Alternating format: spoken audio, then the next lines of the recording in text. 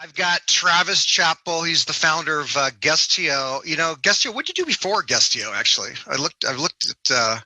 Yeah, what didn't I do before Guestio is the real question. I mean, anything and everything I could. I was just a hustler. I did door-to-door sales for 5 or 6 years. And then, like every other young hustler, like 6 or 7 MLMs or network marketing companies amidst and among the years of door-to-door. And then eventually started a podcast, and then the podcast led to learning how to make money online. So we did podcast coaching and consulting, and then podcast courses, offer creation and stuff like that. And then we were doing masterminds and events, and then COVID shut down masterminds and events, at least the way that I want to do them. Mine were very experiential based. Like we were doing international travel retreats and things like that. And so there was not really like a virtual option for us for that. So we shut all that down, had a bunch of free time, and decided to develop software, since that makes sense. I don't know. Why wouldn't you do that, right? Yeah. That background. Well, it's funny. It almost makes me think, the first thing I think about is if COVID didn't happen, where would you be right now? Would Guestio be where it's at? I don't know. That's honestly a really good question. Maybe. I really don't know. I hope it would. I hope that I would have still had that itch and wanted to scratch it, but maybe I would have done it a little bit more well capitalized, because I would have had another part of the business up and running, Well, that's, it's part of the things too. It's the good that comes with the bad in anything we do, right? So maybe you didn't need to be capitalized. Maybe going this route ends up being the best way. Maybe. And, it's always interesting how we twist and turn. And COVID, it's so funny now when you talk to people, COVID's this like 2-year window that was a before, during, or after COVID, whether you saw somebody or did something, it's this major hump in the timeline. Totally. But a lot of, it's interesting, Guestio, podcasts have become very big, and for many reasons, people are really, the whole learning aspect of bringing information. We're being flooded with information all the time. With podcasts, you can really zero in and narrow it down on specific topics. And that's really, real quick, just background on what this podcast is about, is we're bringing in the top 1%, the top people that do what they do on the planet. And really, we're trying to narrow down what do they identify as their hyper productivity tactic, tip, hack, whatever you want to call it. What is the one thing they're doing a little bit differently than everybody else to get to where they are? And that background's a good one that you kind of bounced around. And the Guestio ID evolved probably because of COVID differently. Like you said, it would have been a little bit different for that. With that, as I want to kind of narrow it down on how you chose the path, you were doing a podcast, then where the idea of Guestio, where you became kind of more of this middleman of podcasts for the booking and for the podcast shows, where'd that come from? It was kind of scratching my own itch. I always wanted to reach up and get the best guest that I possibly could. That Steve Martin quote always played over and over and over again in my mind from the very beginning. I wrote it on the whiteboard in my office, which was my spare bedroom of the place I was living at the time. And it kind of stuck with me for a long time. And it still kind of plays in my head all the time, which is be so good they can't ignore you. And at the time when I was like, well, I'm clearly not good. I was 24, 25 at the time, was door-to-door sales guy. I was like, nobody's going to listen to me if I talk about stuff that I know about, because I don't know about that many things. I'm still trying to figure life out for myself. So the best way that I can deliver the best content that I know how to provide is by bringing on the best people I can get in touch with and asking them questions and trying to get better at asking good questions. And so the guest route was the way that I really wanted to do that. And that was kind of what piqued people's interest to work with me. Were like, hey, how did you get in touch with that person? How are you interviewing these people? And so when I started really thinking about like, how do we level this up? How do we go to the next step? I started using this app called Cameo to try to book podcast guests. And it just wasn't what the app was for, and didn't end up working out very well. And I was like, man, if this existed, but for the purpose of like booking interviews, I would be a customer. And so that was the first iteration of the app, was like, hey, we want to build something where we can go, I want to get somebody on my show who I actually really want to interview. And instead of having to wait 18 months to get in touch with the right gatekeeper at the right time, I can just pay them for their time. And that kind of turned into what it is today, which is now you can still do that on the application, but the most of our customers use it for getting themselves booked onto shows for PR purposes and, sharing their story, additional content, all that kind of stuff. So it evolved over time once we realized kind of the total addressable market just wasn't that big for people who were able and willing to spend money to get guests on their shows. So we kind of, pivoted to helping entrepreneurs get more exposure through podcast guesting.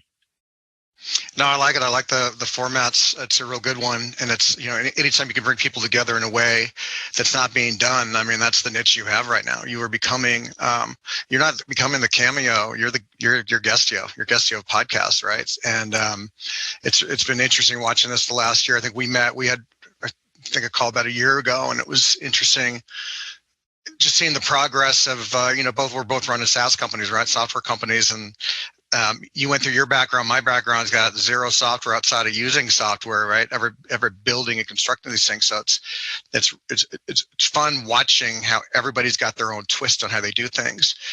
You've had some great guests. Who are a couple of your favorite guests so far that you've had on the show? I mean, the number one for me is always Shaquille O'Neal, because of a couple of reasons. Number one, it's Shaquille O'Neal, and everybody knows everybody knows who that is. Kind of transcends just like business world or entrepreneurship. But he also happened to be like my childhood hero. So I was a big basketball fan. I played a lot of basketball. I had Shaq jerseys and bobbleheads and cards and a mural painted on my wall and like plaques and all this other stuff. I was just a big Shaq fan growing up. And then his career transition happened when I was kind of transitioning into being an adult. So he was leaving his basketball career kind of as I was going through college and becoming an adult, becoming interested in entrepreneurship. And he stepped into the role of entrepreneur after his basketball career was over, which continued to intrigue me. And then, he was a father and all these other things that I thought were admirable, respectable about him. So when I started my show, I wrote out my, dream 100 guests, and I separated into several groups, like one of them being very attainable, one of them not being, attainable at all in my mind at the time. And Shaq was the first name that I wrote down on that list. So it was awesome in a lot of ways to have Shaq on the show. And then so that one kind of sticks out in my mind as like the number one, but it's really difficult for me to pick a number two because there's so many other people that I've loved talking to. You've had some great guests. If you forced me to, it would probably be Brian Callen or Brendan Schaub, just because I love comedy, and I love watching stand up, and I love listening to comedy podcasts. And, since I first heard Brian and Brendan on Joe Rogan's show, they've both been on there dozens of times. And they've known him for a long time. When I first listened to them, I was like, man, it would be really cool to start interviewing some of these comedy people. But, comedy people tend to stick to other comedy people. They don't tend to get into like personal growth or development or business or anything like that. So I knew it was going to be a little bit more difficult to get in touch with those people, even though I had a pretty good show and decent reach.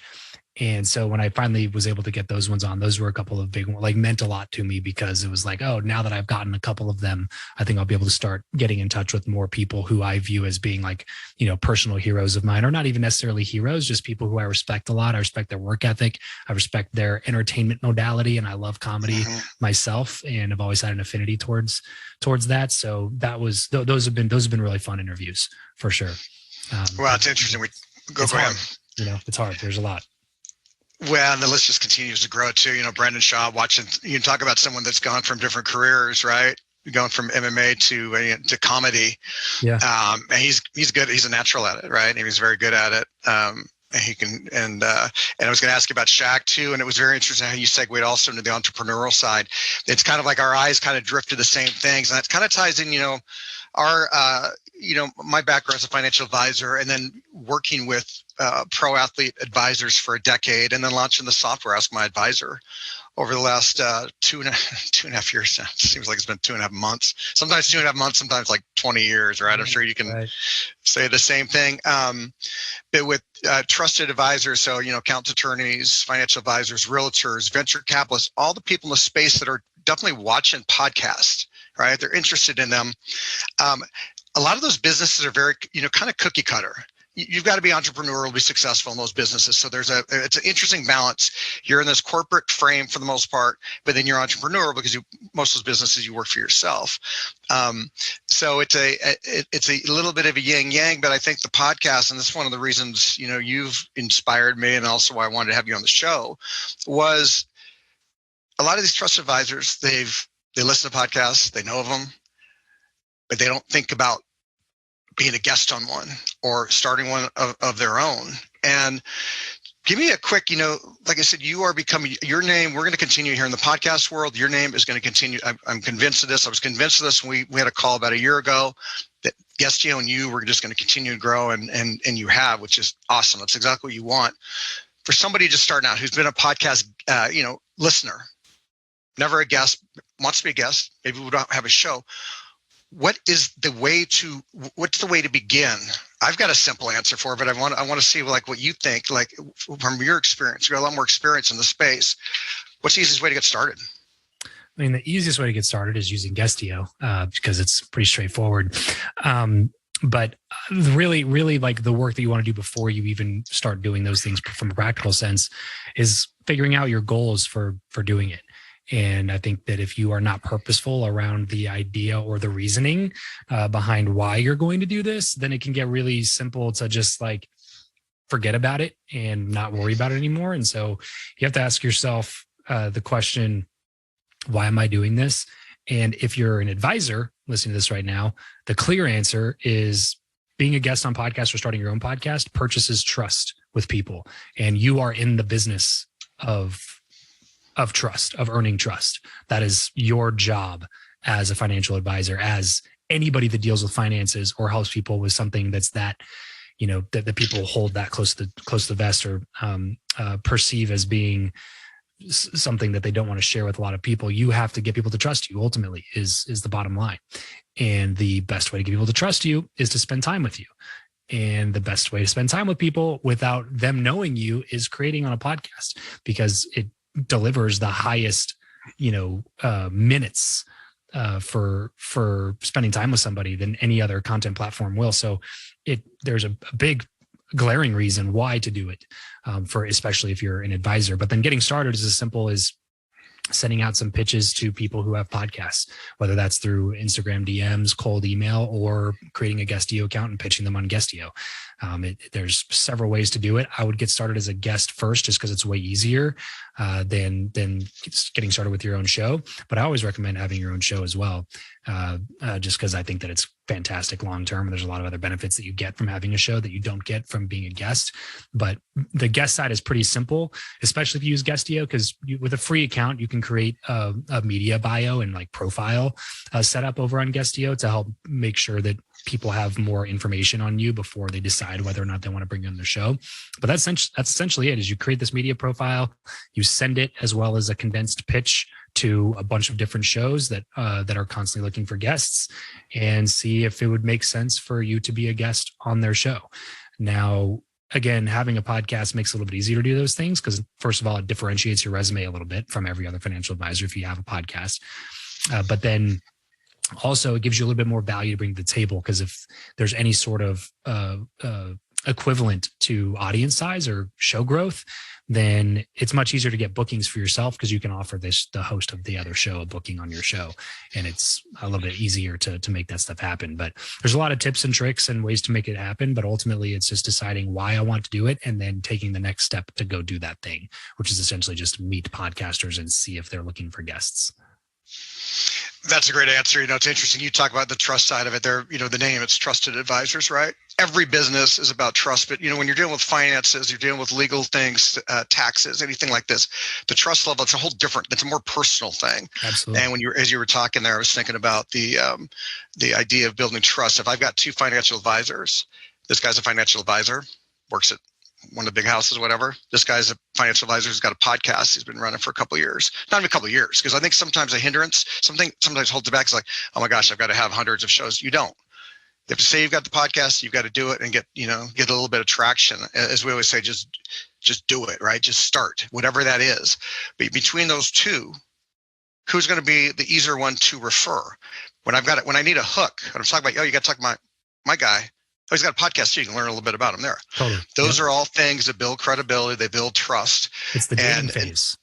It's the total dating phase. Before the proposal. It's like, hey, instead of just looking at a website, which every financial advisor has, or at least should have, you can go deeper and be like, oh, this person's released 40 hours of content that is free that I can listen to for value, but also to decide if I like this person. People do business with people that they know, like, and trust. So if somebody gets turned on to your business, or turned on to the fact that you can offer these products or services that help solve their problem, especially in a hyper competitive space like financial advisors or real estate agents or mortgage brokers or insurance salesmen. Like, there's some of these industries that are low barrier to entry, high potential upside, and they're flooded with lots of people. You have to find ways to differentiate yourself and make that person choose you over the 4 other financial advisors that they know already. So they know you, they know these 4 other people. How can I earn more trust or more of a relationship with this person? And one simple way to do that is have them get to know you a little bit better. And don't be offended if getting to know you a little bit better makes them not choose you. You be yourself in these interviews. You add value where you can. Some people are probably going to be turned off by you, and you have to be okay with that just as much as you're okay with people that are like, oh, now I really want to do business with this person. You are going to come out if you do enough episodes, but that's okay. And probably the reason why a lot of people will want to do business with you, because now they know you, they know your name, but they actually like you a little bit, and they trust you because you've offered a lot of value in their life for free. And because they've spent 5 hours with you in their car listening to your financial advice already that maybe they've taken and implemented. And now they trust you to take a look at their bank statement, or take a look at their income, or take a look at their tax prep, or whatever it is that you're trying to talk about. So yeah, it's extremely valuable and can serve as that core differentiator that you need in order to convince more people that you're worth doing business with more than somebody else. It's the distinctions in business, right? What makes you different than somebody else? We've all got operated from many of the same things. It's like, what are you doing? What's your hook? What's a little bit different? So I like that. I like that answer. And the idea of, I don't know if I could handle 5 hours of a money podcast. I'd jump out of the car, I think, but I get your point. You talk about, I want to kind of wrap this up because I want to talk about Guestio for a second as we wrap this up. So you talk about the importance of vision and mission. We've talked about that before. I've seen you talk about that. Tell me, what is your vision and mission with Guestio and what you're doing? What's your purpose here? Yeah, ask me that question in another month. We're we're revisiting the vision a little bit right now, in terms of where we want to be in 3 years, 5 years from now, because the original vision was like Cameo for a podcast guest, but that's kind of changed over the last year. And so because of how many alterations there's been, now I'm trying to take literally this week and next week to sit down and reimagine what the future of the company is going to be in 5 years from now. The mission is kind of the same as it's always been, which is connect people to each other. That's always been, even back when I just had a podcast. The podcast is called Build Your Network. We ran masterminds and events to connect people together. And I think there's a lot of magic that happens when you bring like-minded people together and give them a reason to have a conversation. And so connecting people for conversations is what I really enjoy doing. And that's essentially what Guestio does. It connects people for conversations. And I think that gives the world more empathy. I think that helps people stay connected to each other, even in a virtual sense. And there's a lot of good reasons to do that. So the mission will remain the same regardless of kind of where we're headed in the future. But yeah, re-ask me that in another 30, 60 days, you might get a better answer. That's perfect timing though. Well, it's funny. It's rare. I can't really, when you know a little bit about someone, it's rare not to like somebody at least, right? It's when you don't know and you can create all these stories or whatever, but it's the communication, the connection. All of a sudden you realize everyone's enjoyable and everyone's got their story. Everyone's got something that's interesting about them. Right. And I love that idea of bringing people together. And Ask My Advisor, the Ask My Advisor method is about that. It's about, trusted advisors not only working with, but only building their business from the top 20% of their clients and the center of influence of those clients, putting their arms around there in a way that's a simple, frictionless way to connect. And that's really at the core. One last thing I want to talk about, it's funny when you do these, I do these shows, you do these shows, there's this gray area, like I don't want to pitch my products. I want to talk about all these things, or do you go over the top and pitch it and stuff. And I want to get around that. And really one of the things we, as a software company, one of the things we went around, and we may change our tune, but as of now, we're not going to, is we're doing zero affiliate marketing. And the reason being is I'd rather bring people like you. Our members are accountants, attorneys, consultants, financial advisors, realtors, venture capitalists are the members. We've got a private think tank network that founding members are getting access to. It's like a run like a Facebook group, but we created the software. In that news feed is where we're educating. That's the news feed. We're real life on the streets, advisors using our software or communicate through the news feed, and we're learning from that. Talk about bringing people together. That's the network, right?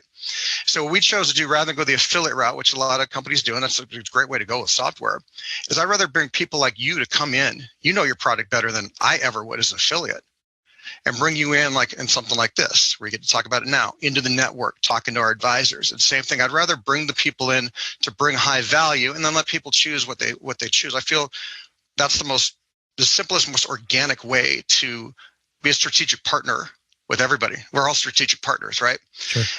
So with you, Guestio, you guys, we'll wrap up right now with just give me a quick snapshot of somebody wanting to get started. I think, just the education side from Guestio, even if you didn't join, you're going to learn a lot from Travis following him. As I'm saying this right now, okay, you're 30, 60 days out to your mission and vision update. I know as the days go on, your name's going to get bigger and bigger in the podcast world. I like people that bet on me early. I know you like people that bet on you early, right? So at a minimum, go to Guestio and check it out, but give me a quick idea of the trial run you guys are running right now with the software. Yeah, in terms of what the actual offer is. To get started, yeah. If somebody was to come on and go to your it's Guestio.com. Guestio.com, yeah. Give me that experience when I first go there for the first time. Yeah, sure. So if you go to Guestio.com, you're just going to pull up our pricing page, and you can get started for, I think we have it right now, free week trial. If I'm not mistaken, on Guestio, it's $97 a month to renew. It's really simple and straightforward pricing. We basically allow you to pitch up to 50 shows per month on the platform for $97. So to give you an idea, if you got booked on 5 shows with an agency, the agency will probably charge anywhere from $2,000 to $3,500 a month for that service. And, we've had people get booked on 10 plus shows a month for $97. So the value versus how much you're paying is really a lot higher than what you're going to get even through managed services at an agency. So that's kind of one of the reasons that we liked it is for us, it makes more sense for the customer to pay a smaller amount, get the same or better results, all depending on how much, they want out of the platform. So it's as simple as Guestio.com/pricing, and you can sign up today for $97. You can do the whole year for, I think, $97 a year. Awesome. I love it, Travis. One thing on that, usually people at this moment for our guests watching, we'd want special pricing. I'm going to go the opposite. I don't think you should be doing the 3-week trial. I think it should be a week maximum. Sorry, I said free week trial. Oh, free week. I think you said 3 weeks. Okay. Yeah. Sorry. That's my fault. Yeah. I want to say it's a free 1 week trial. Yes. Correct. Awesome. Well, it's good catching up, Travis. I'm excited. I'm excited for your next 30, 60 days to see what comes out of this update to the mission and vision. But great having you. I love watching your success and watching you go to the moon. Thanks for being on the show, Brian. Yeah, I appreciate you bringing me on. See you, buddy.